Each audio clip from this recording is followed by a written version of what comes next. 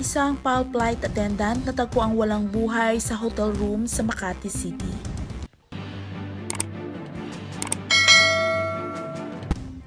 Magandang hapon mga kapamilya, isa na naman pong napakalungkot na balita ang ating nakalap ngayong araw. Isang flight attendant ng Philippine Airlines ang natagpuang patay sa isang hotel room sa Poblacion, Makati City.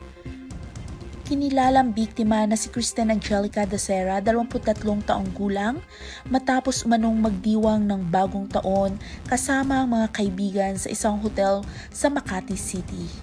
Batay sa paunang investigasyon, inuulat ng kaibigan ng biktima na si Romel Galida na wala na itong malay sa bathtub ng isang kwarto sa City Garden Grand Hotel. Ipinaalam din di umano ni Galida sa mga kaibigan ang nangyari kay Dacera na agad namang tinawag ang pansin ng hotel management para dalhin sa klinika ang biktima. Isugod pa di umano sa ospital ang biktima pero idiniklara rin itong dead on arrival. Sa ngayon ay isasailalim sa autopsiya ang biktima upang malaman kung ano ang ikinamatay nito. At para sa nagbabagang balita, tumutok lamang sa aking YouTube channel. Maraming salamat kapamilya.